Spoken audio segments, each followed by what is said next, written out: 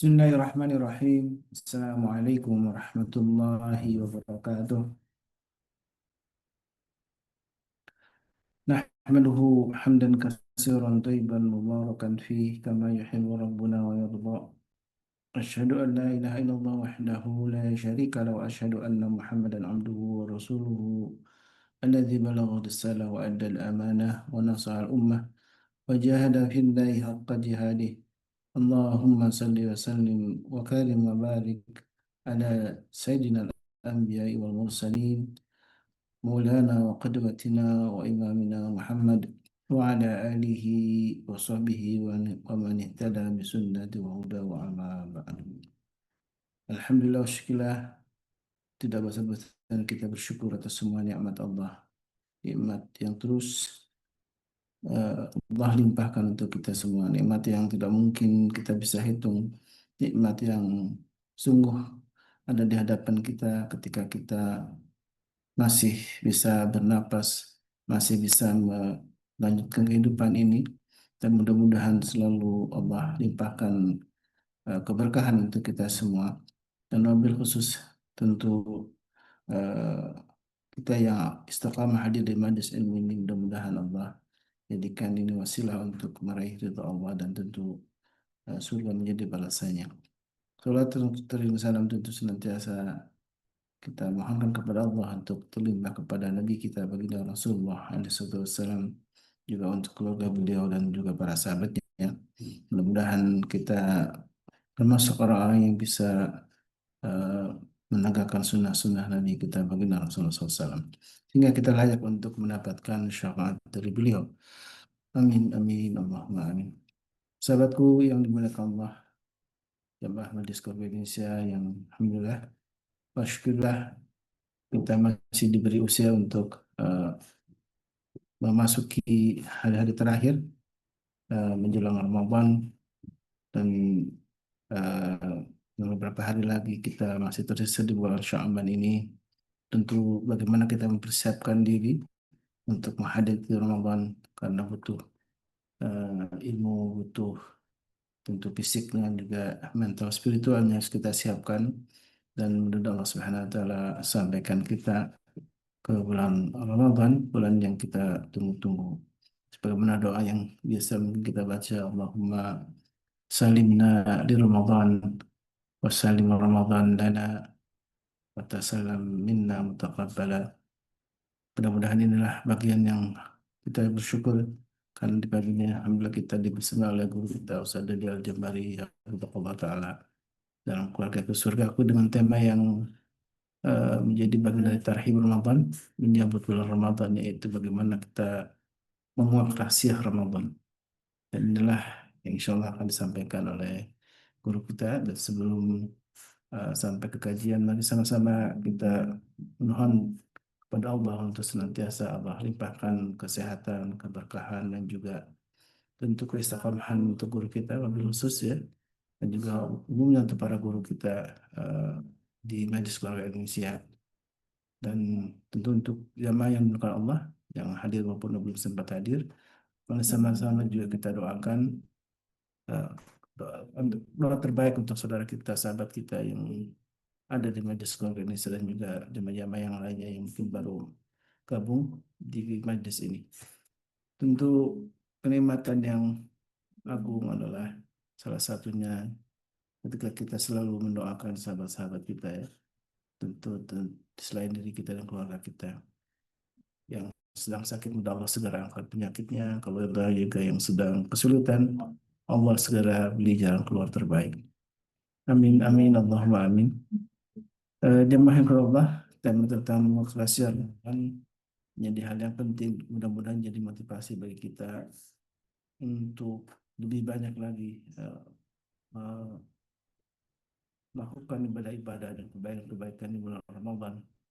Karena untuk kita tahu Ramadan akan melipat gandakan pahala kita, dan tentu di situ ada ampunan Allah yang sangat kita harapkan tentunya. Alhamdulillah bersama kita sudah hadir guru kita Sadadi Al-Jabari Habibullah Ta'ala, yang insya Allah akan memuat sebuah tema penting tentang Ramadan, bagian kita yang penting untuk mengilmui bagaimana kita menjalani Ramadan. Mudah-mudahan dalam keadaan penuh eh, semangat terus ya, penuh dengan keistiqomahan dalam menjalankan baik yang wajib maupun yang sunnah. Saya persilakan kepada guru kita, Ustaz Dalian Jabari, Hafizahullah Ta'ala, untuk memulai kajiannya tentang bagaimana membuat rahasia Ramadan. Walidul Masyur. شكرا جزاكم الله خير. متع الله في نهايتكم إن شاء الله. Amin. Amin. Assalamualaikum warahmatullahi wabarakatuh. Waalaikumsalam. Waalaikumsalam warahmatullahi wabarakatuh. Alhamdulillah. Alhamdulillahilladzi arsala rasulahu bil huda wa dinil haq liyudhhirahu 'ala dini kulli wa kafa billahi syahida.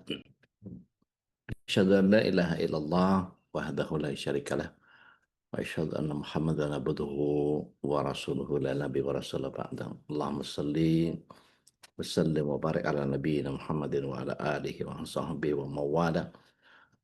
Wala hawla wala quwata illa billah, amma ba'd.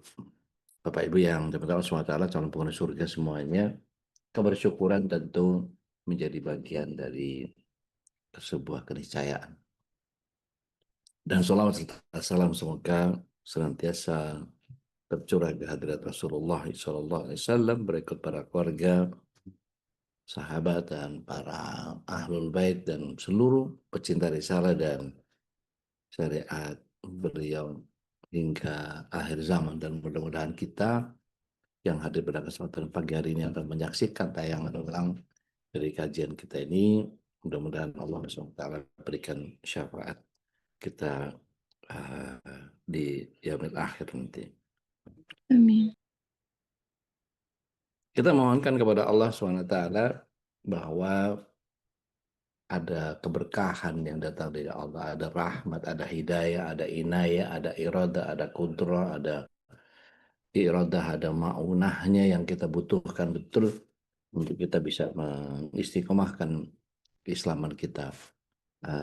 Kita jalankan dengan penuh kecintaan, dan mudah-mudahan kita bisa istiqomah sampai akhir hayat kita menjemput husnul khatimah dan kelak dikumpulkan bersama keluarga di surganya. Amin. Bapak Ibu yang dirahmati Allah SWT, Ramadan udah tinggal hitungan lagi, tinggal hitungan hari yang ya kita nggak berasa ini waktu begitu cepat berlalu.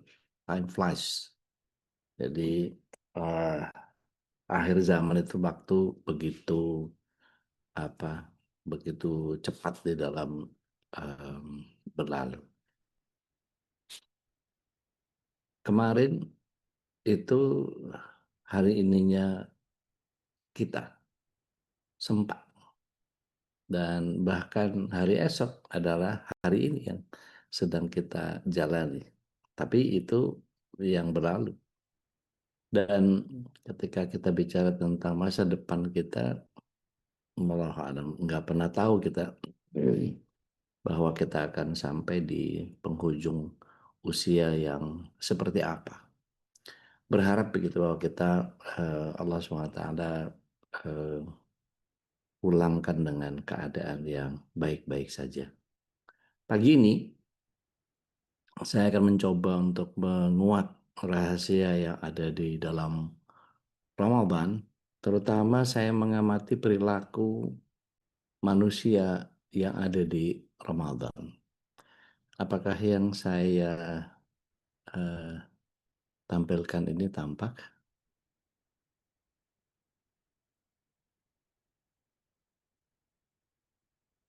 Kelihatan nggak ya? Tampak udah. Kelihatan jelas. Baik. 4 manusia Ramadan. Ada 2 yang terpengaruh, ada 2 yang tidak terpengaruh. Siapa 2 yang terpengaruh? Orang-orang Islam yang kata Buya Hamka, begitu masuk bulan Ramadan, mereka keluar semua dari persembunyiannya. Begitu sholat Id dan sholat Jumat, mereka bertebaran di muka bumi. Ini orang Islam. Yang pertama, Muslimin. ada yang kedua yang terpengaruh dengan adanya Ramadan. Orang-orang musiman. Orang-orang musiman itu maksudnya begitu Ramadan, wah keluar semua. Baru kemudian dia bertebaran di muka bumi, tapi bukan untuk berpuasa, untuk bertakjil, untuk apa namanya, untuk buka bersama, untuk memuaskan eh, hawa nafsu, untuk memenuhi lambungnya dan hawa nafsunya. Dan mereka melakukan kegiatan yang tidak pernah mereka lakukan di bulan biasa, tapi di Ramadan, mumpung Ramadan, maka kemudian pakai aji mumpung itu. Ini orang-orang musiman. Jadi biasanya cuma 2 pekan Ramadan, baru mereka menghilang di dua pekan kemudian. Yang pertama dan kedua tadi yang terpengaruh dengan adanya Ramadan. Yang dua kelompok yang berikutnya, karena ada 4 manusia Ramadan, yang dua berikutnya tidak terpengaruh dengan Ramadan, yaitu orang-orang yang bertakwa, orang-orang muttaqin, orang-orang mukminin. Siapa mereka? Mukminin ini adanya di 10 malam terakhir malah. Dan di subuh-subuh Isya subuh itu mereka nggak pernah keluar dari masjid. Jadi mereka adanya di 10 malam terakhir itu di masjid. Ini yang mukminin. Ini yang disebut dengan eh, orang-orang bertakwa. Nah, yang tidak terpengaruh lagi orang-orang yang seperti apa? Orang-orang yang dia nggak peduli mau Ramadan, mau Sya'ban, bahkan nggak peduli kapan hitungan hitungan hijriahnya, mereka nggak peduli. Pokoknya mereka mengumbar hawa nafsu, ngikutin apa kata hati, gitu. Dan nggak peduli orang ke masjid dia nggak ke masjid, orang ngaji dia nggak ngaji, orang taklim dia nggak taklim, orang eh, puasa dia nggak puasa. Nah, ini orang-orang yang eh, orang-orang turun masjid, nah dia malah ke masjid. Ngapain? Bongkar kotak infak. Nah, ini yang keempat ini. Namanya musingin. Jadi ada muslimin, ada musiman, ada mukminin, ada musingin. Gitu ya, ada 4. Nah, ini setiap Ramadan berulang lagi. Ada apa gerangan dengan para musingin ini? Bukankah nanti kita lihat, bukankah Rasul Shallallahu Alaihi Wasallam menyatakan bahwa mereka dibelenggu setan-setan itu. Nah, ini yang perlu perlu pemahaman dari kita bahwa yang dibelenggu itu apanya gitu ya. Mari kita lihat Bapak Ibu yang dirahmati Allah SWT. Di Ramadan itu pintu surga dibuka, pintu neraka ditutup, setan dibelenggu, amalan dilipat gandakan, amalan sunnah disetarakan dengan amalan wajib, sedangkan amalan wajib dikalikan 70 kali lipat. Ini Masya Allah. Bahkan di beberapa hadis Imam An-Nakhai meriwayatkan bahwa 1 kali tasbih setara dengan 1.000 tasbih di bulan yang lain. 1 roko itu lebih dari 1.000 rakaat di bulan yang lain. Dan Rasulullah SAW menyatakan Dolu sadaqati sadaqatu fi Ramadan. Dan akan banyak terjadi kecurangan dalam tanda kutip orang-orang yang biasanya bayar zakat mestinya sebelum Ramadan atau sesudah Ramadan mereka tarik, mereka kerjakan, mereka kumpulkan di Ramadan. Kenapa? Karena mengeluarkan zakat dan infak di Ramadan itu punya keutamaan yang luar biasa. Nah, ini yang kemudian menyebabkan seseorang kemudian bisa menggeser waktu jatuh temponya bayar zakat. Jadi boleh nggak begitu Ustaz? Ya nggak boleh sih sebetulnya. Bayarnya Sya'ban terus dia tunda. Jadi jadi Ramadan. Waktunya jatuh temponya Rajab, terus dia bayarkan di Ramadan, cuma nyari pahala saja. Ya, nggak nggak bener kan gitu. Artinya dia menyepakat salah salah atau apa istilahnya kalau di perjanjian itu namanya cedera janji gitu ya. Nah, ini ada bagian yang kemudian begitu juga yang sudah lewat misalnya Syawal gitu ya atau di Safar kemudian dia tarik di Ramadan karena kepengen dapat kemuliaan di bulan Ramadan. Atau tepatnya orang banyak mengerjakan amal soleh itu hanya di Ramadan. Seolah-olah cuman Ramadanlah tempat kita berbuat amal soleh. Nah, ini kan jadi ini hambanya Ramadan atau hambanya Allah ini. Jadi nanti begitu kembali ke Syawal, balik ke asal. Waduh, repot ini kalau udah begini. Nah, Bapak Ibu yang dirahmati Allah SWT, Ramadan itu disebutnya Syahrul Quran. Di dalam surat yang kedua ayat 185, Allah SWT menyatakan, A'udzubillahi minasyaitonirrajim, Syahrul Ramadan alladzi unzila fihil Qur'an hudan linnas wa bayyinatin minal huda wal furqan. Jadi ketika diturunkan Al-Quran Ramadan itu, maka ini ada bagian yang kemudian saya jadi pengen tanya. Dialog dengan Allah itu tilawah dan sholat. Baca Quran sama sholat itu lebih wajib mana? Banyak yang kejebak atau masih Sholat. ingat nih? Baca Quran. Lebih wajib baca Quran daripada sholat. Iya. Dua-duanya wajib. Nah, lo mulai gampang. Kalau Kan lebih sholat baik. ada bacaan Al-Quran. Iya, jadi yang mana yang lebih wajib? Sholat deh. Al-Quran. Baca Quran dulu. Oke. Kita lihat surat 29 ayat 45 ya. Di situ Allah SWT menyatakan a'udzubillahi minasyaitonirrajim. Qutlu ma uhiya ilaika minal kitab wa aqimis shalah. Inna salata tanha 'anil fahsya'i wal munkar. Wa la dzikrullahi akbar wallahu ya'lamu ma tasna'un. Jadi Allah SWT menyatakan kalau dalam kaidah nahu utlu ma uhiya ilaika minal kitab itu kalau diterjemahkan ke dalam bahasa Indonesia itu disebutnya bacalah. Bacalah kan ya terjemahnya ya. Iya udah. Bacalah. Berarti kalau ada lah itu kalau kalimat kalimat apa Perintah. kata kerja perintah itu berarti lah. Lah itu wajib atau himbauan? Wajib. Himbauan. Iya. Wajib. Kalau kita Wajib lihat karena perintah. kalau kita lihat lahnya Indonesia jadi cuman himbauan. Iya. Tapi kalau kita lihat bahasa Arabnya, fi'il amr itu dasar hukum wajib. Iya. Sehingga menerjemahkannya harusnya utlu ma uhiya ilaika minal kitab, wajib bagi kalian membaca Al-Quran.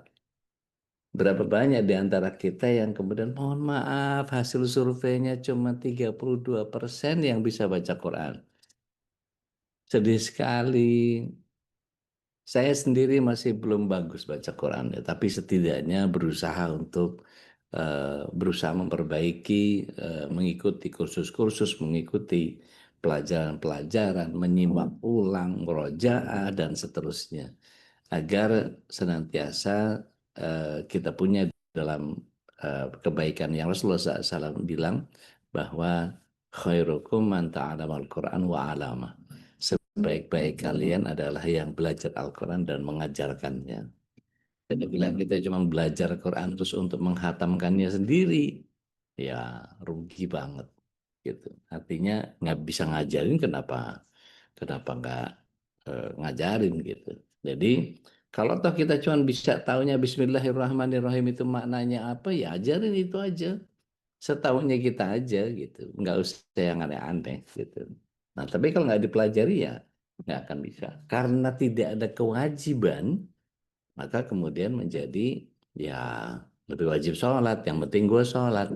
Bodo amat bisa baca Quran atau enggak. Ini kan bahaya kalau kayak begini. Sehingga kedekatan kita kepada Allah Tabaraka wa Ta'ala menjadi apa? Bercinta sebelah tangan ya. Jadi kita menganggap bahwa kita cinta Allah dengan sholat itu komunikasi kita dengan Allah, padahal dua-duanya. Jadi begini, kalau dalam bahasa saya, berkomunikasi dengan Allah itu sebaiknya monologis atau dialogis? Dialogis. Dialogis. Kita kepada Allah dengan berdoa. Allah kepada kita, kita bukan nabi. Gimana caranya? Jadi dialog Lewat atau monolog? Quran. Jadi dialog atau monolog ini? Dia loh. Dialog, baru satu orang yang jawab. Yang lain gimana? Dialog atau monolog? Eh? Dialog atau monolog? Baru tanya dia yang jawab. Dialog lah Ustadz. Gitu ya. Kita kepada Allah lah berdoa. Terus Allah ke kita pakai apa? Ada rasa nyaman dan segala macam gitu deh. Tetot, Rahmatnya. tetot, Quran. Al-Quran. Kita buka Al-Quran, kita tadaburi, kita tadarusi, sehingga kita tahu maknanya, kita paham artinya, dan kita tahu maunya Allah seperti apa. Sehingga kita berkomunikasi dengan Allah itu dengan dua cara. Kita kepada Allah dengan doa, dengan sholat, dengan ibadah, dengan zikir. Tapi Allah kepada kita, Allah sudah ciptakan Al-Quran, dan Allah itu membuat kalamullah menjadi eh, Al-Quran itu adalah kalamullah yang sudah disampaikan kepada seluruh kita. Maka kalau kita tidak mempelajari isi Al-Quran, hanya sekedar menghatamkan saja. Jadi pilihannya begini, Anda mau menjadi mulia karena akhlak Anda, kata Rasulullah SAW, yang nanti berada di surga tertinggi itu yang akhlaknya paling bagus. Atau Anda mengambil jalan di mana saya mau menghatamkan Al-Quran banyak-banyak karena Rasulullah SAW bilang bahwa siapa yang membaca Al-Quran banyak-banyak maka nanti bacaan terakhir kita itu menyebabkan kita ada di ketinggian Jannatul Firdaus. Mana yang dipilih sama Bapak Ibu? Apakah kita mau menghatamkannya atau memahamkan isi Al-Quran ke dalam diri kita? Memahamkan. Jadi kalau cuman kira-kira kebanyakan dari kita sekedar menghantamkan atau memahamkan. Kebanyakan menghatamkan. Iya. Jadi sedih banget gitu kalau orang cuma bisa hatam Quran tapi kok kelakuannya kayak gitu. Banyak yang hafal Quran tapi akhlaknya ya Allah jauh panggang dari api. Seolah-olah Al-Quran ini hanya pantas untuk dihafal tapi kemudian tidak dimaknai isinya. Nah, Bapak Ibu yang teman-teman SWT, bukan hanya persoalan satu hurufnya sama dengan 10 kebaikan, tapi khusus di Ramadan. Ini ada pelipat gandaan dari 10 sampai 700 kebaikan. Belum lagi bicara tentang nanti ada syafaat di akhirat. Belum lagi nanti dikubur. Mereka akan menjadi pembela kita. Nah, ini hal yang perlu kita pahami bahwa Ramadan itu juga disebutnya syahrul syam. Yang Rasulullah SAW katakan, kullu amalan ibni Adam lahu illa siyam, fa innahu li wa ana ajzibih. Ada hadis yang lain menyatakan wa ana ajrubih. Dan bedanya saum dengan puasa itu saum lebih holistik. Tidak hanya lapar dan haus, tapi nahan nafsu lapar, syahwat, amarah, emosi berlebihan. Dan Rasulullah SAW menyatakan keberkahan di waktu sahur itu ketika Allah turun ke bumi di sepertiga malam terakhir dan kita berbanyak istighfar. Nah, ada ini saya membongkar rahasia Ramadan ini. Banyak orang yang nggak tahu. bahwa di dalam tubuh kita ada yang namanya autolisis. Dia mengatur supaya tubuh kita tidak mencari sumber makanan dari pencernaan karena tidak akan pernah didapatkan dari mulut kita, dari perut kita itu sampai maghrib. Nah, nanti kita lihat bagaimana cara pandang kita terhadap Ramadan. Apakah hanya sekedar memindahkan jadwal makan, sarapannya dimundurin ke sahur, makan siangnya ditarik ke maghrib, gitu. Nanti lihat bagaimana pola pola makan yang dikerjakan oleh begitu banyak orang. Biasanya kan kalau Rasulullah SAW berbuka hanya dengan 3 butir kurma, habis itu minum air, terus sholat. Kita lihat nanti akan ada orang yang langsung makan kayak ngubur kucing gitu, kelaparan betul dia. Jadi dia tidak melihat bahwa itu sebagai cara Allah atau syariat Islam yang indah yang kita diminta untuk mengelola nafsu. Tapi kan udah boleh, Ustaz. Betul boleh, tapi ya nggak usah berlebihan lah. Sampai harus makan kayak ngubur kucing gitu. Gitu. Nah, hebatnya Rasulullah SAW menyatakan bahwa orang yang berniat sebelum doa, sebelum subuh, maka dia diterima puasanya. Tapi kalau dia niatnya setelah subuh, maka nggak akan diterima. Gitu. Allah tidak akan butuh kepada lapar dan hausnya. Nah, Bapak Ibu yang dimana Allah SWT, calon penghuni surga semuanya, kinerjanya setan itu dihambat. Karena Rasulullah SAW menyatakan eh, setan itu bekerjanya di darah. Sementara tubuh kita tidak ada metabolisme seperti biasanya, sehingga terjadi pelambatan. Atau kinerjanya setan itu di darah menjadi slow motion. Semua orang berdarah ketika puasa. Saya belajar dari Bu Andang Gunawan. Beliau sempat menjadi pemiliknya majalah Nirmala, majalah kesehatan. Beliau menyatakan bahwa 3 hari seseorang melakukan puasa, maka tubuhnya melakukan detoksifikasi. Oh, pantes Rasulullah SAW itu ayamul bid 3 hari, 13, 14, 15. Begitu juga dengan kondisi di mana ketika orang mulai Ramadan. Kalau tanpa persiapan di Rajab, di Sya'ban dia tidak puasa, maka biasanya masuk Ramadan. Hari-hari awal, 3 atau 4 hari di awal, biasanya perubahan tubuhnya dahsyat. Meriang, panas, dan seterusnya. Itu sebetulnya yang terjadi adalah detoksifikasi. Jadi itu satu kewajaran. Gitu. Nah, sedangkan nanti kita lihat kalau kita belajar dari beberapa peneliti sekelas Hiromisinya, beliau itu ahli di bidang nutrisi sehingga kalau kita makannya polanya bagus, maka usia tubuh kita dengan umur badan itu ternyata berbeda. Jadi beliau meneliti bahwa kadang-kadang kalau orang yang pola makannya bagus, istirahatnya bagus, kemudian semua kegiatannya bioritmiknya teratur dan seterusnya. Biasanya beliau usianya lebih muda, usia tubuhnya lebih muda. Bukan umur lahir ya. Jadi kalau umur badan itu dengan usia tubuh itu berbeda menurut beliau.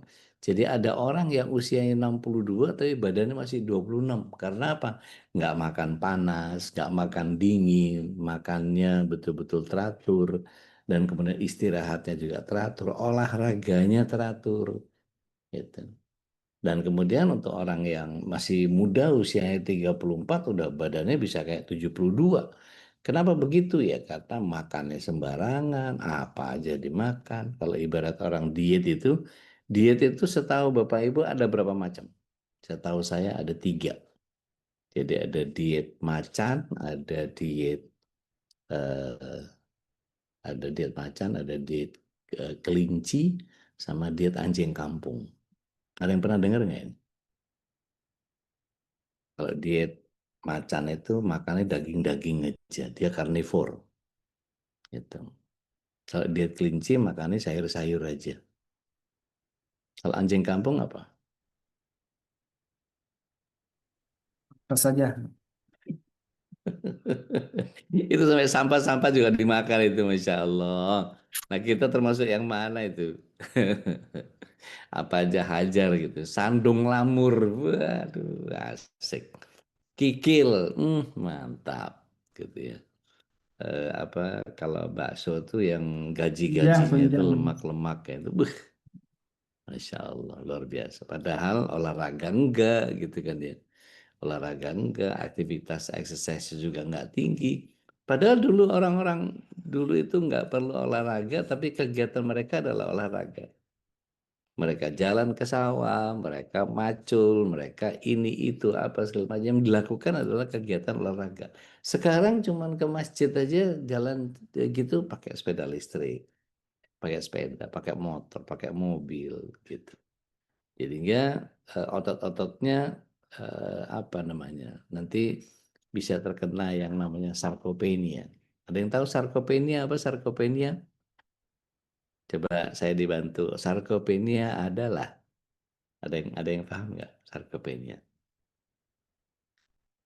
Yuk kita buka chat GPT sebentar atau Genora atau pakai Agnes atau apalah. Apa sarkopenia? Sindrom penurunan massa otot. Penurunan massa otot. Jadi makin tua kalau nggak dilatih makin letoy kita. Itu makin lemas kita. Akhirnya apa? KKN.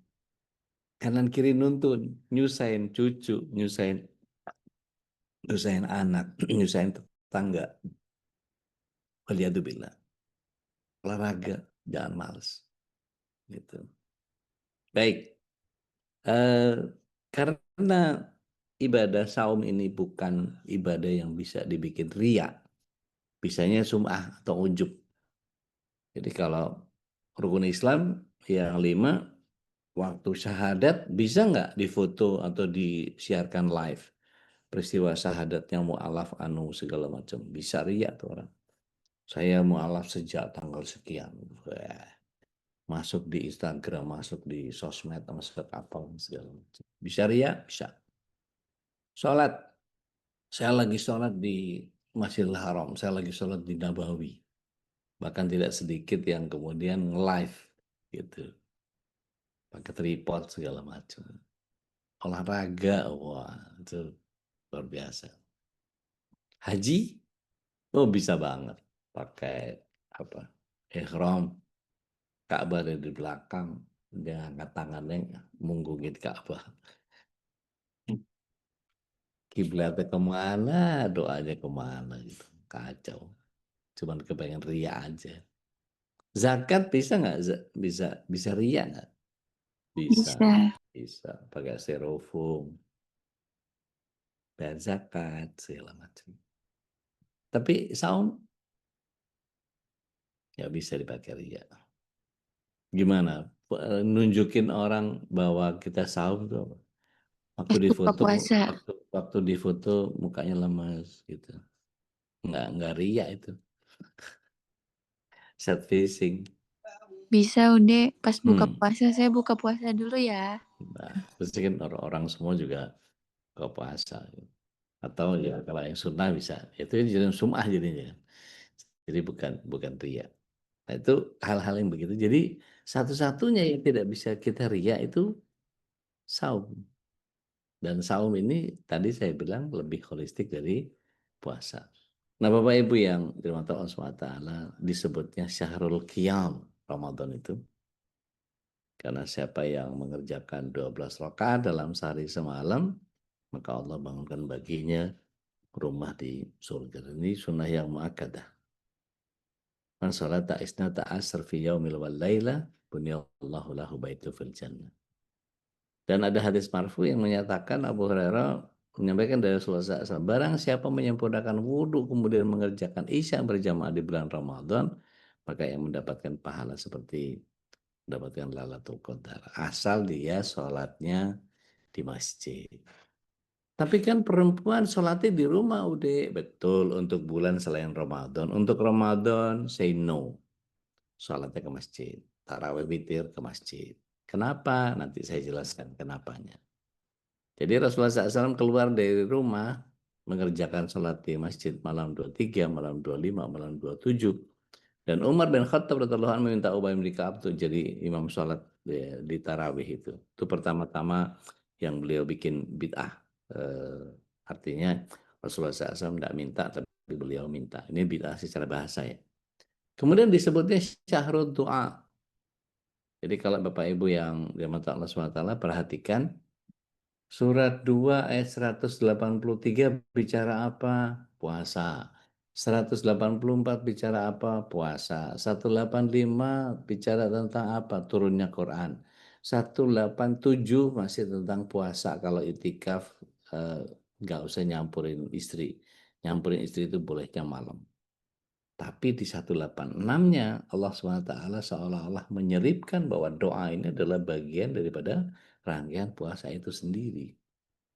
Nah, ada yang luar biasa Bapak Ibu yang dirahmati Allah SWT di dalam surat yang kedua ayat 183. Kalau kita perhatikan, siapa di sini yang tahu shalawat Badr? Tala al-badru alaina. Terusin. Masya Allah.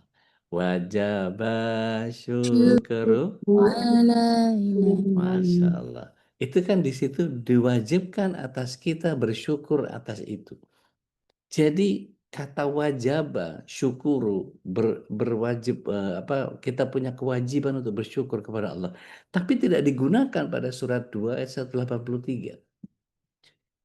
Ada ulama mufasir Mesir yang menyatakan kenapa Allah SWT menggunakan frasa kutiba bukan wujiba.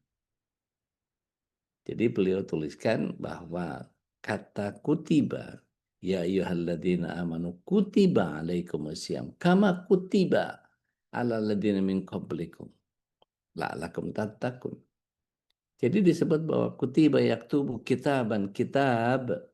Kalau kita lihat kitab, depannya cover depan, ini di belakang cover belakang. Dari mulai kata pengantar, cetakan keberapa, sampai pada yang terakhir itu marojinya atau daftar pustakanya. Dan kalau kita kemudian melihat, kalau kosong berarti buku gambar. Kalau ada garisnya berarti buku tulis. Tapi kitab itu adalah kitab yang isinya berbab-bab, mulai dari pengantar awal sampai kemudian penutup. Gitu ya, atau mungkin ada mukaddimah, ada khatimahnya, maka isinya adalah paragraf-paragraf alinea-alinea yang tersusun dari frase-frase, yang setiap frase tersusun dari kalimat, yang setiap kalimat tersusun dari kata-kata, yang kata-kata selalu tersusun dari huruf. Dan huruf, kita tahu bahwa huruf ini terjadi dari vektor-vektor. Bapak Ibu masih ingat nggak? Apakah cucu, apakah anak dulu kita kalau misalnya ngajarin anak untuk bikin tulisan atau belajar nulis awal. Huruf I itu vektornya ada berapa? Kurang lebih ada 4. 1, 2, 3, 4. Tarik garis, red, kemudian dikasih titik di atasnya. Tek. Berarti ada 4 vektor. Yang 3 disuruh garis, yang 1 suruh nitik. Itu 2, 3, 4. Seret, tek. I. Jadi I itu terbentuk dari 4 vektor. Belum A, belum B, belum C, belum terus sampai seluruh alfabet yang ada. Maka vektor-vektor inilah yang kemudian Allah Subhanahu wa taala ingin kita semua menghimpun amal-amal kita.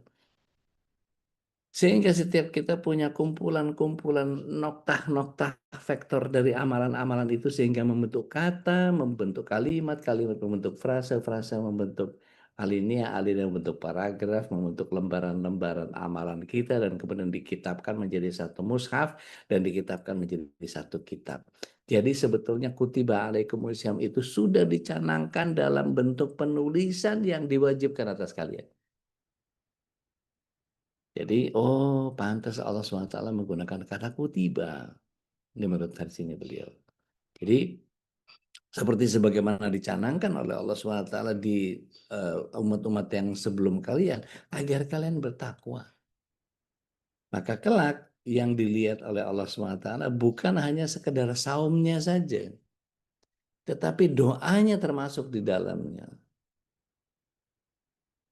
Sholawatnya termasuk di dalamnya, zikir-zikirnya termasuk di dalamnya, iktikafnya termasuk di dalamnya, tilawahnya termasuk di dalamnya, tadaburnya, tadarusnya, semua, seluruh wakafnya, sedekahnya, infak, sedekah, perbuatan baiknya, ngirim ngirim apa sekedar bala-bala ke masjid untuk bukaan gitu. Saya sering kali disesatkan sama jamaah, katanya kalau buka puasa itu sunnahnya kurma tapi yang wajib gorengan katanya. Kan penyesatan ya. Jadi ketika kita tahu bahwa Rasulullah SAW itu kalau buka puasa pakai tangan kanan ngambilnya, jadi kurma 3 butir itu pakai tangan kanan. Tapi perhatikan, enggak kayak kita. Kalau kita kan begitu masuk tangan kanan, bijinya dibuang tangan kanan juga. Tetot. Jadi mestinya gimana? Rasulullah SAW biasanya ngambil tangan kanan, jadi tangannya tidak terkena ludah, tapi beliau membuang bijinya ke punggung tangan kiri. Dibuang baru kemudian beliau kumpulkan. Jadi tangannya nggak kena ludah yang beliau ngambil lagi sehingga nggak ada kontaminasi. Gitu. Kayak kalau kita kan kanan kanan kanan kanan buang biji kanan, kita makin ludah kita atau air liur kita di biji-biji itu kena ke tangan, tangan kita mengkontaminasi kurma yang lain. Gitu. Kita biasain ngambil kurma yang pakai tangan kanan, buangnya pakai tangan kiri. Gitu ya. Jadi kalau kemudian kutiba alaikumusiyam kama kutiba alal ladzina min qablikum, kita kembalikan kepada bagaimana nanti Ramadan ini akan kita jadikan sebagai ajang pengumpulan amal ibadah. Sehingga kita buka surat 84 ayat yang ke-7 sampai yang ke-9. Di situ baru kita akan menemukan, oh ternyata puasa itu korelasinya dengan pengumpulan amal, bukan hanya saum, bukan hanya saumnya saja. Ada yang sudah ketemu surat 84? Sudah, udah. Mangga teh. Al-Insyikok ayat 7 sampai 9. 9. Auzubillahiminasyaitonirrajim. Maka adapun orang yang catatannya diberikan dari sebelah kanannya, maka dia akan diperiksa dengan pemeriksaan yang mudah. Insya Allah. Dan dia akan kembali kepada keluarganya yang sama-sama beriman dengan gembira. Allah Akbar. Jadi jelas ayat itu menyatakan bahwa kita semua nanti akan mempertanggungjawabkan seluruh amal kita, dan tergantung kita, kalau kita punya amal yang soleh maka diberikan di sisi kanan. A'udzubillahi minasyaitonirrajim. Fa amma man utiya kitabahu biyamini fasawfa yuhasabu hisaban yasira wa yanqalibu ila ahlihi masrura. Menerima dengan tangan kanan, maka dimudahkan hisapnya dan dia akan dikembalikan kepada keluarganya yang penuh dengan kegembiraan. Yang mereka beriman penuh dengan kegembiraan. Di mana tempatnya? Tempat yang penuh dengan kegembiraan di akhirat cuma satu, surga. Nggak ada lagi.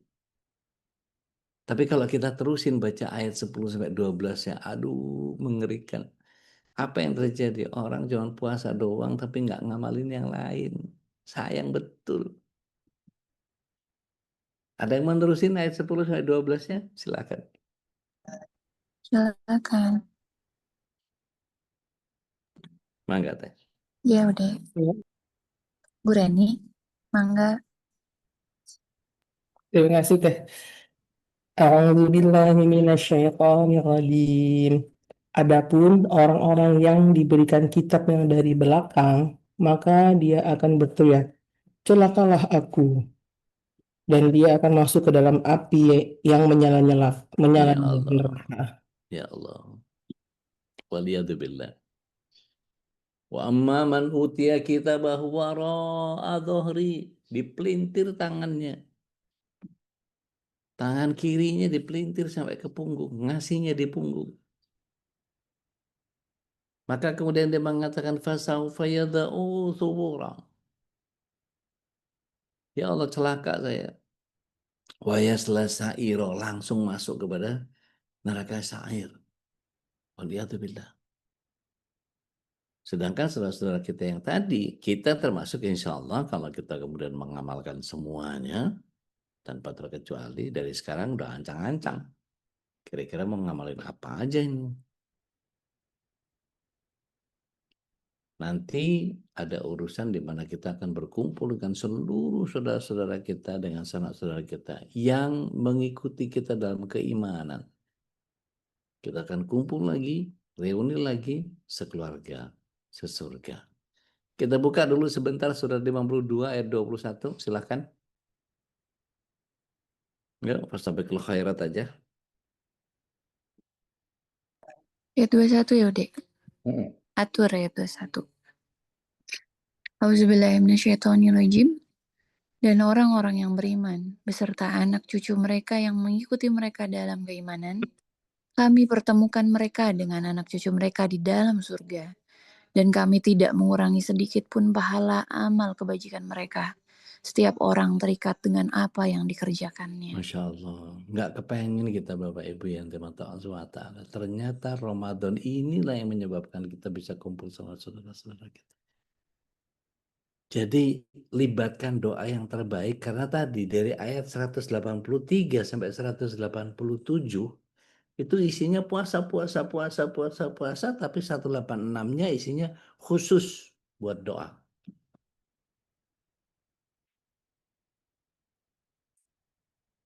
Wa idza sa'alaka ibadi anni fa inni qarib. Dan apabila hamba-hambaku bertanya kepadamu wahai Muhammad tentang keberadaanku, maka jawab fa inni qarib. Bahkan di ayat yang lain qarib min hablil warid. Kemudian Allah SWT menyatakan ujibud da'wat tadda'i idza da'an. Kita seringkali mengatur atau mengurus urusan Allah. Kita urus saja urusan kita sendiri, biarkan Allah ngurus urusan kita. Jangan kita ikut-ikutan ngurus aturan Allah. Kita minta maunya gini. Kita nih ngatur presiden nggak berani, ngatur atasan nggak berani, ngatur Pak RT nggak berani, ngatur Pak RW nggak berani. Tapi ngatur Allah berani. Kok kurang ajar betul kita ini.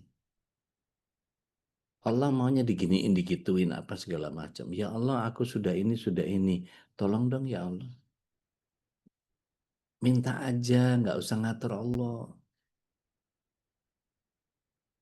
Sehingga ketika kita iringkan, kalau di ayat ini kita lihat bahwa iringkan permintaan itu, doa itu, ujibud da'wat tadda'i dada'al itu, dengan syarat dua, faliyastajibuli, taati apa yang Allah SWT perintahkan, wal yu'minu bi, dan kuatkan keyakinan kita kepada Allah. Maka tadi, kalau Allah Subhanahu wa Ta'ala dengan kemahabaikannya, pasti seluruh ibadah kita diterima oleh Allah SWT. Bukan karena baiknya kita, tapi karena maharafannya Allah. Nah, keyakinan itu mesti kita punya. Sehingga kita tidak kecewa dengan apa yang kita kerjakan. Cuma, jangan orientasi kepada hasil. Karena hasil Allah yang nentuin. Nah, wah nggak berasa nih, udah 6:30 aja nih. Bapak Ibu yang dirahmati Allah SWT, ini ada hitungan saya menemukan Syahrul Khair fi Ramadan. Bulannya kita menggali kebaikan-kebaikan. Ada pengali amal yang Allah SWT sediakan. Di surat 6 ayat 160, 10 kali lipat. Di surat 2 ayat 261, 700 kali lipat. Di surat 4 ayat 85, nggak terhingga, undivided, atau disebutnya eksponensial. Di surat 3 ayat 92, kebajikan yang sempurna. Di surat 3 ayat 134, Allah mencintai orang berbuat kebaikan. Dan ketika di surat 3 ayat 31, kita akan diberikan ampunan dosa. Artinya pengali amalnya sudah Allah SWT sediakan. Yang harus kita munculkan apa? Pembilangnya. Yuk kita simulasi sebentar. Ini kelihatan kan ya yang saya pampang ini ya? Kalau kita punya uang 10.000, terus Allah SWT melipat gandakan pahala kita dengan konsep surat 6 ayat 160. Jadi berapa sejatinya duit kita yang 10.000 itu? 100.000. 100.000. Kalau pakai konsep 2261 7 juta. jadi 7 juta. Kalau kita nggak sedekah, tapi pengali amalnya bisa tak terhingga, dapat apa kita? Tak terhingga. 0. Bongkolnya 0. Pengalinya 0. Tapi kita nggak keluar pembilangnya. Pembilangnya 0. Iya. Oh iya, nggak ada yang Iya. dilakukan ya, Bu. Jadi kalau kita nggak ngamalin apa-apa, we got nothing. Ya Allah. Ada syahrul khair tapi kita kemudian tidak memanfaatkan ini. Aduh. Yang waras gitu ya. Bayangkan kalau kemudian Allah SWT memberikan kebaikan yang sempurna, ada kecintaan Allah, ada ampunan dosa, Masya Allah. Inilah syahrul khair yang insya Allah kita akan sama-sama menggali. Bapak Ibu yang dirahmati Allah SWT, malam 1000 bulan insya Allah akan kita kejar dengan pola yang kita tahu, barang siapa mendapatkan Lailatul Qadar, maka dia setara dengan catatan deposit ibadah 83 tahun plus 4 bulan didepositkan atas nama kita, ibadah tanpa cacat. Masya Allah. Siapa di sini yang paling sepuh? Bu Nirwana usia berapa? 70 sekian ya. 70 sekian. Ada yang lebih sepuh? Oke, let's say ada orang yang usianya 83 tahun plus 4 bulan. Oke. Dia sudah pernah hidup 1000 bulan. Oke, let's say dia 83 tahun plus 4 bulan. Tanyakan kepada dia yang sudah pasti ibadahnya yang tanpa cacat yang diterima oleh Allah SWT berapa tahun? Tapi nggak tahu. Nggak akan tahu dia. Tapi dengan kita menghadirkan Lailatul Qadar, kita mencari di 10 malam yang terakhir, kita sholat isya berjamaah selama bulan Ramadan, kita dapat tuh Lailatul Qadar. Dan deposit atas nama kita ibadah tanpa cacat minimal 83 tahun plus 4 bulan itu depositkan atas nama kita. Cuma modal Allahumma innaka afuwun tuhibbul afwa fa'fu anni doang.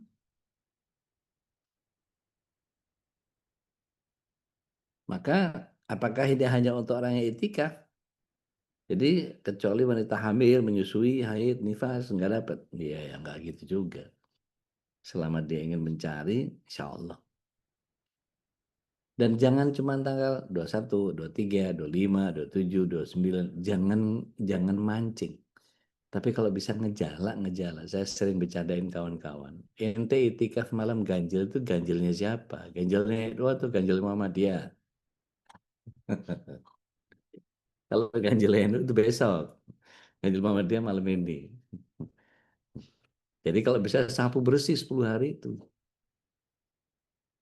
Baik. Nah Bapak Ibu yang dirahmati Allah SWT, ini yang saya bilang tadi, setan-setan dibelenggu dengan rantai.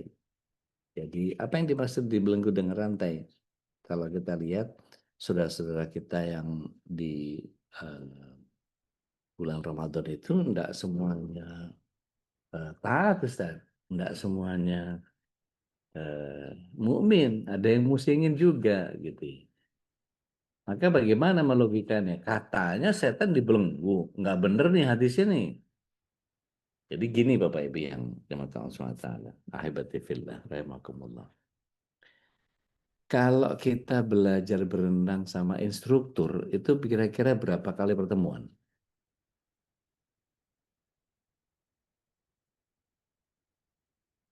Atau setir mobil deh.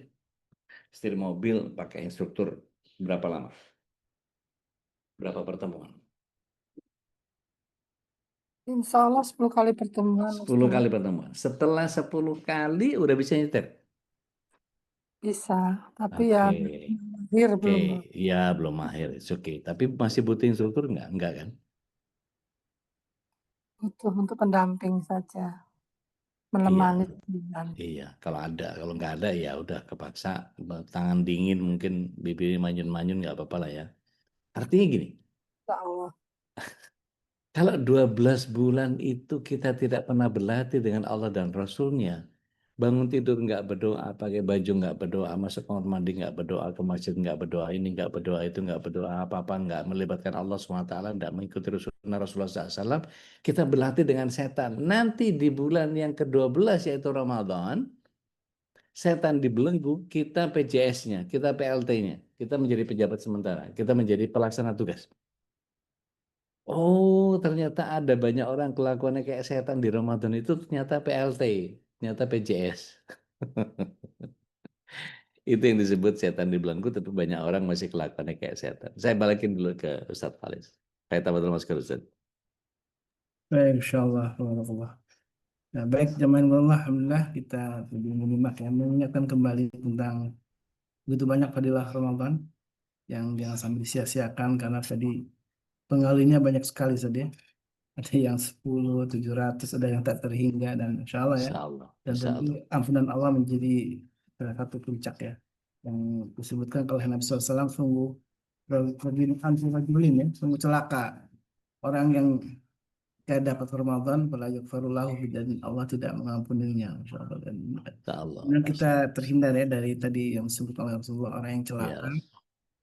orang yang istilahnya sial banget lah ya. Ramadan sudah begitu sangat baik itu untuk menjadikan amal kita berlipat terus ya. Dia Kemudian nggak manfaatin ya. tidak dimanfaatin dengan baik.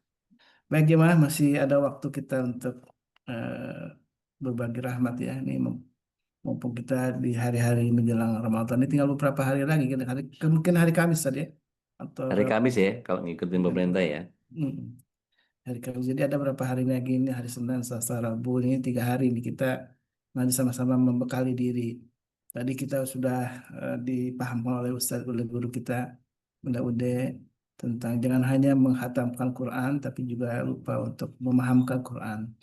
Karena Quran itu sebagai hudan, petunjuk, tentu yang namanya petunjuk ya harus dipahami petunjuk itu Ustadz ya. Ketika ada Ya kalau petunjuk, cuma khatam doang kan nggak bentuk akhlak Ustaz. betul, betul, Ustadz. Tentu pahalanya ada ketika khatam. Kalau ada Betul, pahalanya, ada. betul. Pahalanya sih nggak salah, nggak keliru dan nggak salah. Hmm. Cuman kalau bisa ya pula Naik kelas, pula naik kelas etawe gitu. hungkul gitu. Insya Allah. Dan itu pentingnya kita ngaji saja karena di kajian ini tentu ada ayat-ayat yang disampaikan oleh para guru, kemudian dipahamkan ke kita bagaimana memahaminya gitu kan ya. Dan memang hadir dalam majelis ilmu itu menjadi satu kewajiban saja. Kan Iya, tapi tidak mungkin. nanti di Ramadan banyak yang tutup Ustaz. Penutupan pengajian. Iya, MKI enggak lah. iya. Kita Terus masih terus ngaji. Karena ngaji itu kebutuhan kita, kebutuhan jiwa. Kita doain juga tuh Mbak Dina mau kemo hari pertama tuh mudah-mudahan Allah lancarkan, semuanya dikasih sehat, Amin kondisi ya yang Allah. terbaik gitu insya Allah. baik, silakan Teh Nadia. Mangga, mangga. Iya, nuhun. Assalamualaikum warahmatullahi wabarakatuh. Waalaikumsalam warahmatullahi wabarakatuh. Tadi kan disebutin sama Udea ayat 6, 160, 221, 485 gitu. Kan kita tuh ngelakuin kecil gitu, tapi jadi ngarepnya banyak gitu dari Allah. Iya, Kata Ude, boleh iya, ya? Gak boleh, apa-apa ya? sangat boleh, sangat boleh. Tapi, Emang Allah tempatnya begitu. iya, tapi ada masanya kita itu ngerasa ciut banget ya Allah, dosa tuh udah banyak gitu. Mau ngarep begitu tuh jadi kayak malu gitu. Itu Gue banget tuh. yang baik yang mana sih Ude? Soalnya kan kita kadang ganti-ganti gitu. Perasaan tuh berubah-ubah. Ada kayak pede banget gitu ngelakuin dikit tapi wah, pengennya dapat banyak. Gimana? Baik, baik. Bismillah. Salatu wassalamu ala Rasulillah. Itu tadi yang saya bilang bahwa tidak diterimanya amalan kita oleh Allah SWT itu kan kekhawatiran kita. Kita nggak tahu sejatinya amal kita diterima atau tidak. Artinya kalau kita merefer kepada kebaikan yang kita buat, bukan atas dasar itu Allah SWT membuat amalan kita diterima.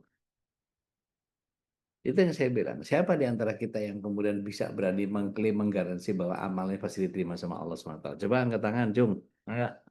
Nggak Nggak ada. ada. Nggak ada orang yang berani. Tapi karena kita yakin kepada Allah, yang saya mintakan kepada Allah bukan karena berdasarkan kebaikan saya, tapi karena Allah tabaraka wa ta'ala maha baik, maha rahman, maha rahim, asyakur Allah itu, maka saya berhusnuzon bahwa amal saya pasti diterima sama Allah SWT. Selama amal-amal yang besar dosanya kita hindari. Karena Rasulullah SAW juga menyatakan antara sholat lima waktu, antara Ramadan ke Ramadan, Jumat ke Jumat, itu kafaratun lima bainahuma. Ada kafarat, ada penghapus dosa di antara keduanya. Kecuali dosa-dosa besarnya tidak ditobati. Gitu. Jadi kadang kita kepedean gitu, minta ini, minta itu, apa segala macam kayak yang gitu. Tapi begitu ngelihat ya Allah, kalau ngelihat dosa mah memang harus selalu begitu, antara khauf sama roja itu mesti begitu. Dan dulu ada seorang dari kalangan Bani Israel yang Rasulullah SAW sampaikan, dia ini minta kepada anaknya, nak, kalau bapakmu mati, tolong dikremasi. Kemudian abu bakaran tubuhku itu yang satu lepas di laut ketika badai kencang dan sebagian buang di daratan ketika badai. Maka dijalankan sama anak-anaknya. Dibakar dan kemudian yang satu dilarung ketika badai, ketika ombak besar, yang satu ketika badai dibuang. Apa yang terjadi?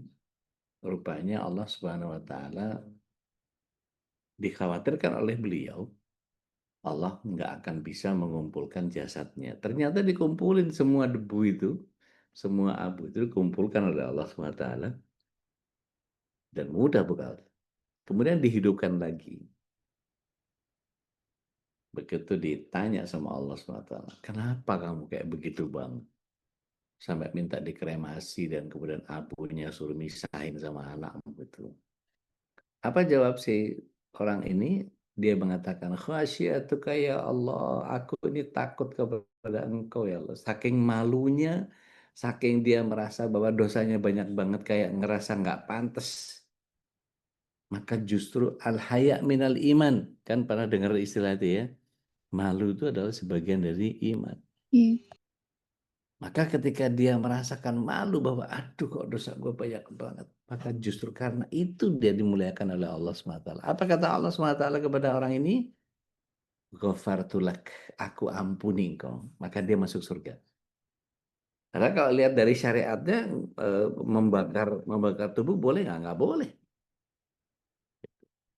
Jadi sebenarnya salah yang dilakukan. Salah secara syariat. Tapi karena sifat malunya kepada Allah, atas apa yang dia lakukan.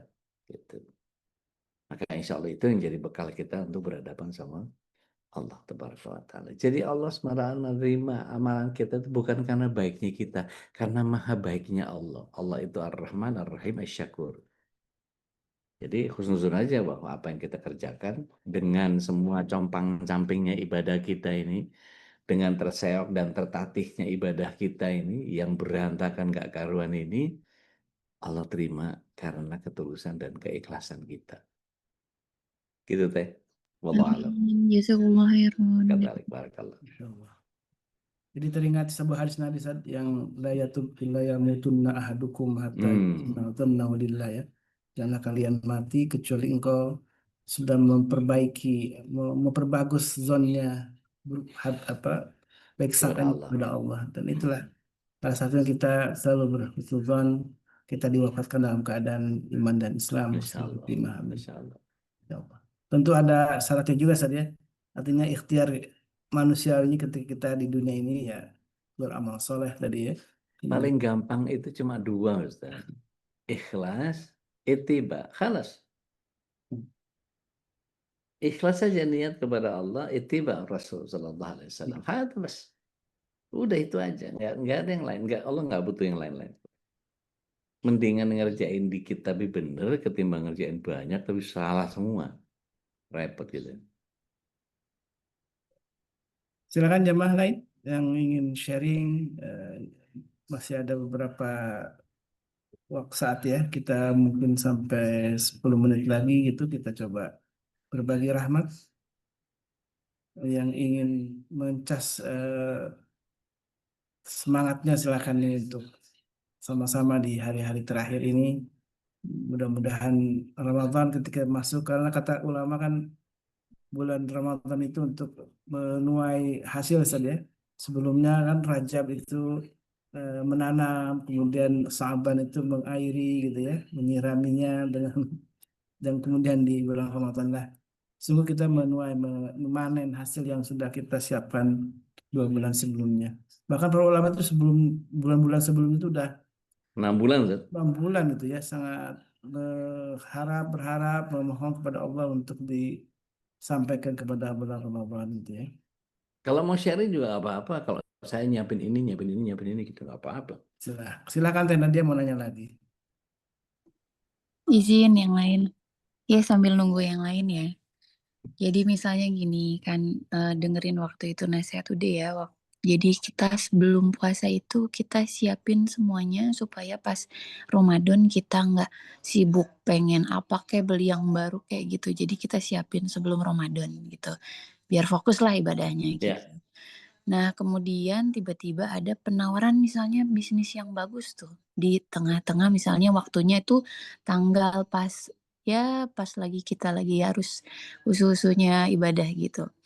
Nah, itu kita menyikapinya gimana ya? Apakah itu istidroj atau kita laksanain aja tapi sesuai syariat gitu? Karena kan katanya nggak boleh nolak rezeki. Nah, gimana Iya. tuh, Dek?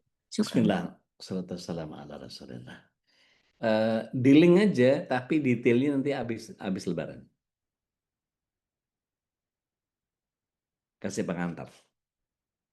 Maksudnya aktivitasnya tetap berhenti gitu. Apa gimana, Dek? Artinya gini, kalau yang dibutuhkan adalah sesuatu yang kemudian boleh, saya mau, tapi boleh nggak habis Ramadan? Sehingga kita nggak sibuk sama kerjaan itu. Kecuali memang itu yang demand-nya di Ramadan. Nah, tinggal kita mau memberhentikan kegiatan ibadahnya atau switching dari ibadah yang sifatnya ritual menjadi ibadah yang kalau kita switch itu gini. Oke, mungkin saya nggak dapat ritualnya, nggak sekhusyuk biasanya, nggak sebanyak khatam seperti biasanya, tapi dengan saya berbisnis ini, insya Allah uang yang saya dapatkan akan menjadi sangat besar dan saya akan menebar manfaat ke lebih banyak orang. Dengan sedekah lebih banyak, dengan berwakaf lebih banyak, nggak apa-apa, ambil. Jadi ibadah itu kan nggak cuman ansih, cuman urusan ritual aja.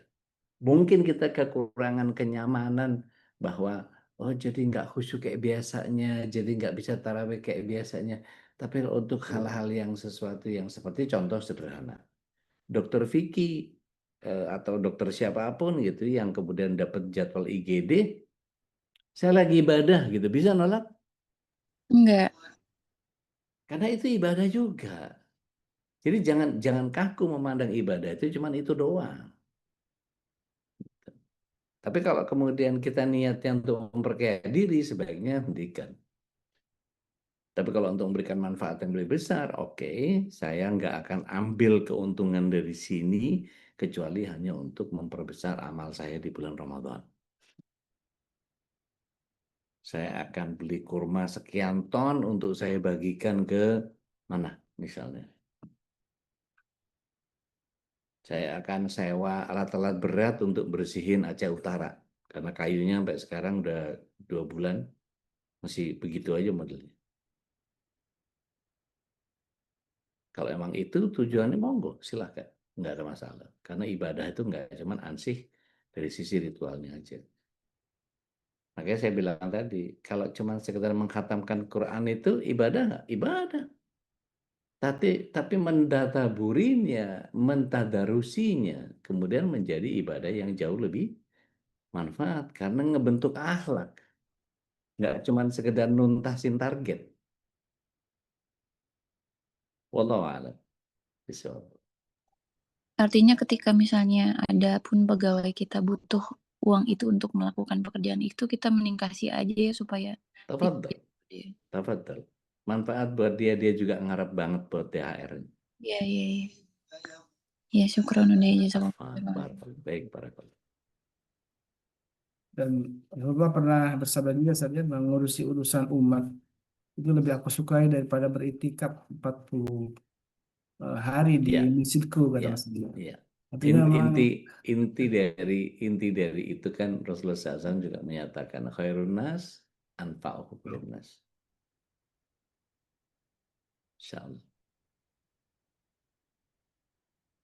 ya silakan yang ingin sharing memperkuat azam kita untuk di Ramadan ini harus dijadikan seolah-olah ini Ramadan terakhir Ustaz ya.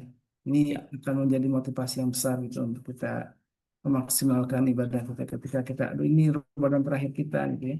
Yang jangan sampai kemudian ketika kita tidak lagi bisa berjumpa dengan Ramadan, maka tidak ada lagi amal-amal yang bisa kita perbanyak. saya sih nggak kepengen ini jadi Ramadan terakhir. Nah, ini husnuzon sama Allah ya. Saya Kita nggak masih kepengen bisa Ramadan menikmati terakhir. Ramadan. Masih kepengen Ramadan yang lain-lain. Amin, amin, Allahumma amin. Kan ada orang yang berusaha untuk kalau ini Ramadan terakhir, enggak, saya enggak berharap ini Ramadan terakhir. Saya masih butuh Ramadan yang lain lagi, entah berapa lagi. Karena amal masih kurang, masih banyak banget, masih campang-camping. Umur tambah panjang, maksiat tambah banyak, amal belum nambah, nah kan repot urusannya. Coba kita pengen tahu nih, Budi Darmi nyiapin apa, Bu Elvina nyiapin apa, Tedia di Bandung nyiapin apa,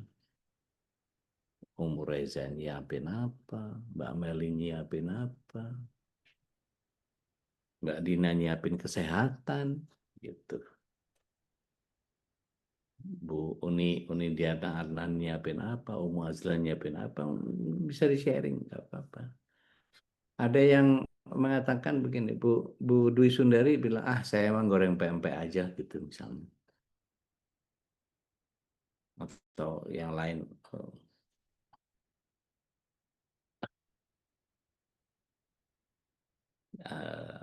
Apa? Saya tak jahit aja kata Uni Fauzana. Ya monggo silahkan. Tapi itu tadi tidak menutup bahwa ibadah kita cuman ansih dari sisi yang mahdoh saja. Ibadahnya ghair mahdoh juga banyak. Bahkan bahasa nakalnya gini, kullu ma'rufin sodakoh. Setiap kebaikan sedekah. Tapi kan kalau kita sholat duha, 2 rakaat, 360 sendi kita sudah tersedekah gitu. Gitu kan. Nah, saya nggak tahu, mungkin kita rame-rame doain Mbak Dina gitu, kemonya berhasil dan dia bisa langsung rontok kankernya apa segala macam terus kemudian dikasih sehat, wallahu a'lam. Amin. Jangan ngeremehin sama doa. Doa silahul mu'min. Doa itu kekuatannya orang mukmin. Jadi yakin aja bahwa Allah akan memberikan satu kesembuhan yang afiah insya Allah. Nggak usah khawatir.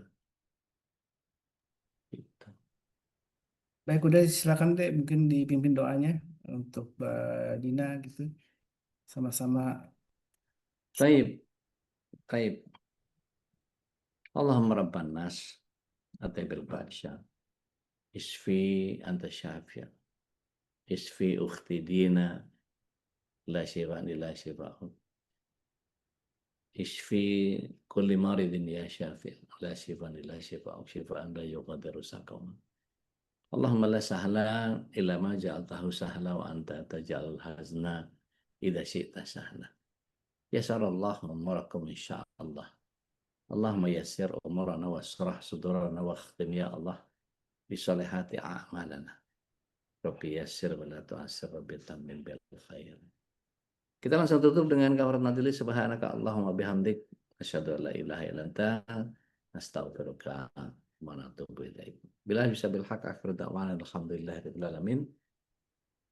Ala minkum wassalamu Wassallallahu ala nabiyina Muhammadin wa ala alihi wa sahbihi ajma'in. Assalamualaikum warahmatullahi wabarakatuh. Waalaikumsalam warahmatullahi Assalamualaikum warahmatullahi wabarakatuh.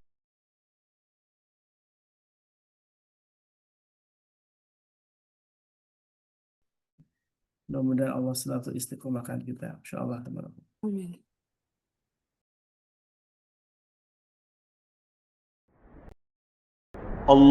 اللهم ارنا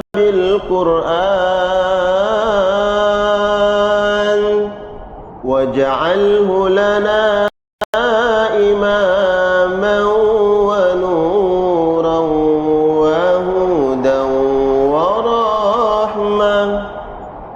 اللهم ذكرنا منه ما نسينا وعلمنا منه ما جهلنا وارزقنا تلاوته آناء الليل وأطراف النهار واجعله لنا حجة يا